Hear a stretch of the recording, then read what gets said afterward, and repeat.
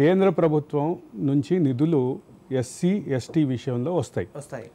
అవి కాకుండా ఇచ్చే ఓబీసీ స్కాలర్షిప్స్, ఈబీసీ స్కాలర్షిప్స్ మాత్రమే రాష్ట్ర ప్రభుత్వం చెల్లించాల్సి ఉంటుంది. వాళ్ళ ఫీజు రియంబర్స్మెంట్ మాత్రమే రాష్ట్ర ప్రభుత్వం చెల్లించాల్సి ఉంటుంది. దీన్ని అంటే బకాయిల్లో అవి కూడా ఉన్నాయి. ఎట్లా చూస్తున్నారు ఉదయ్? అంటే ఇక్కడ ముఖ్యంగా ఒకటి చెప్పుకోవాల్సిన అవసరం ఏంటంటే తెలంగాణ రాష్ట్ర సాధన అనేటువంటిది నీళ్లు నిధులు నియామకాలు ఆత్మగౌరవం అని మనం చెప్పుకున్నాం. ఆ వేవ్లోనే ఈ స్కాలర్షిప్ అనేది చాలా ముఖ్యమైనటువంటి అంశం. ఇది ఈరోజు స్టూడెంట్ ఫెడరేషన్ వాళ్ళు కలెక్టరేట్ ముట్టడి పెట్టిండ్రు. 7,000 చిల్లర బకాయిలు ఉన్నాయని. ఇప్పుడు మీకు ఇంతకుముందుకు ఒక 2 ఇష్యూస్ వచ్చినాయి. అన్న మాకు రియంబర్స్మెంట్ రాలేదని మేము బీఈడీలో జాయిన్ అయితే మాకు సర్టిఫికెట్లు ఇస్తలేరంటే మేము మాట్లాడిన సందర్భం ఉంది. ఇక్కడ మేము ఏమంటున్నామంటే ప్రైవేట్ వాళ్ళు కావచ్చు, గవర్నమెంట్ వాళ్ళు కావచ్చు, ఇప్పుడు మేము ఆ కాలేజీలో చదివినందుకు గాను గవర్నమెంట్ నుంచి రియంబర్స్మెంట్ ఇవ్వకపోతే మీ చేతులకి వెళ్ళి డబ్బులు కట్టాలి, కట్టిన తర్వాతనే మీరు టీసీ బోనఫైడ్ తీసుకొని పోండి అని తీసుకోవాలి. ఇప్పుడు ఇక్కడ మాకున్నాయే డబ్బులు తక్కువ. ఈ చదువు ఒక ఉన్నతమైన స్థాయికి వాళ్ళని గొప్ప కళలు కానీ క్యాంపస్ స్థాయిలో ఉన్నతమైన ముందుకు వచ్చినటువంటి క్రమంలో రియంబర్స్మెంట్ అనేటువంటిది సకాలంలో ఇవ్వకుండా మన మీదనే భారం వేసినటువంటి సందర్భం చూసినప్పుడు ఈ రాష్ట్రాన్ని దేనికోసం తెచ్చుకున్నాం? 10 సంవత్సరాలు ప్రగతి భవన్ గేట్ల గాలి కూడా దాకనీయకుండా ఒక నిరంకుశత్వంగా నిర్బంధించుకొని నేను ఒక డిక్టేటర్ అనేటువంటి చరిత్ర తన వెనుక మూటగట్టుకున్నాడు ఆయన. తెలంగాణ రాష్ట్ర తొలి ముఖ్యమంత్రిగా పేరు చెప్పుకుంటున్న ఎవరైతే ఇప్పుడు ఉన్నారో వాళ్ళు ఒక కుటుంబ పాలన, ఒక మంత్రి కూడా ప్రగతి భవన్ గేటుకు పోవాలంటే పర్మిషన్ తీసుకోవాలి. అయ్యే మాకరే ఒక మంత్రి ప్రగతి భవన్ లోపలికి పోవాలంటే సార్ పర్మిషన్ లేదంటే అయ్యా బయట మీడియా వాళ్ళు ఉన్నారు, పరువు పోతుంది, నేను ఒక మంత్రిని అట్లా ఇట్లా తిరిగి వస్తా అంటే కూడా పర్మిషన్ ఇవ్వలేదు. అంటే ఈ తెలంగాణ రాష్ట్ర పాలన ఎంత డిక్టేటర్షిప్ ఉందనడానికి ప్రత్యేకమైనటువంటి సాక్ష్యం. ఇక్కడ ఈ రాష్ట్రంలో 7,000 కోట్ల బకాయిలు ఉన్నాయి అని అంటే 10 సంవత్సరాలుగా నువ్వేం చేసినావు? ఒక్కసారి క్యాల్కులేషన్ చేద్దాం. తెలంగాణ రాష్ట్రం రాకమునుపు వాళ్ళకు ఆస్తులు ఎన్ని ఉన్నాయి, వాళ్ళకు పదవులు ఎన్ని ఉన్నాయి? తెలంగాణ రాష్ట్రం సాధించుకొని 10 సంవత్సరాలు అయిన తర్వాత 20 లక్షల గడియారం ఎట్లొచ్చింది?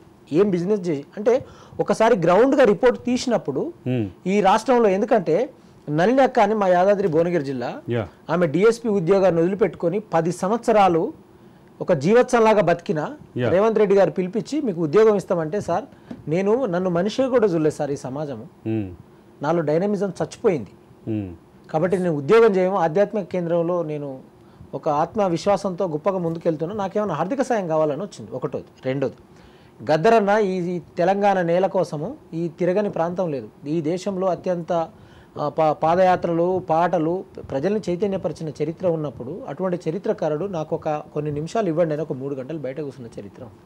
ఇది ప్రజాస్వామ్య దేశం, ప్రజల కోసము, ప్రజల కొరకు ఏర్పాటు చేస్తుంది. కాబట్టి నువ్వు ప్రజానాయకుడిగా ప్రజల్ని కలవాలి.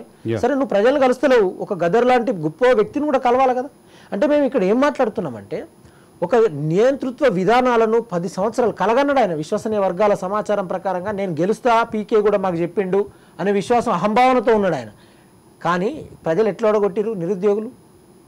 అంటే ఈ ఓటమిలో నిరుద్యోగులు, విద్యార్థుల తల్లిదండ్రులు ఈ పాత్ర అయితే క్లియర్గా కనిపిస్తుందా?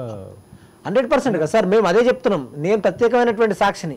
ఏ తెలంగాణ రాష్ట్ర ఓటమికి ప్రధానమైనటువంటి కారణంగా నిలిచిందో ఉస్మానియా యూనివర్సిటీ గడ్డ నుంచి నేను చెప్తున్నాము సార్. ఇక్కడ ఇంకొకటి, కానిస్టేబుల్ నోటిఫికేషన్ వేసిన తర్వాత రెండోసారి మల్టిపుల్ అని కోర్టు ఎస్ఐ వాళ్ళకి 9 మార్కులు, కానిస్టేబుల్ వాళ్ళకి 7 మార్కులు అనే ఒక జడ్జిమెంట్ ఇచ్చింది. ఆ జడ్జిమెంట్ కోసం 2 నెలలు 6 నెలలు కష్టపడి మళ్ళా 1,00,000 మందికి లైఫ్ ఇప్పించే ప్రయత్నం చేసినాం. ఒకటోది. దాంట్లో మళ్ళీ లాంగ్ జంప్ ఈ దేశంలో ఎక్కడ లేదు. 4 మీటర్లు అని 4 మీటర్లు పెట్టి వాళ్ళు డిస్టర్బ్ చేసిండు, రాంగ్ క్వశ్చన్స్ ఇచ్చి డిస్టర్బెన్స్ చేసిండు, మల్టిపుల్ ఇచ్చి డిస్టర్బ్ చేసిండు. అదొక పెద్ద నోటిఫికేషన్, ఒకటో భాగం. రెండోది, గ్రూప్ 1కి సంబంధించిందంటే గ్రూప్ 1 ఉద్యోగం ఈ జిల్లా స్థాయి అధికారికి సంబంధించింది, ఒక కలెక్టర్ స్థాయి ఉద్యోగం. అది ఒకసారి లీక్ చేసినాం, డబ్బులు తీసుకున్నా జరిగింది.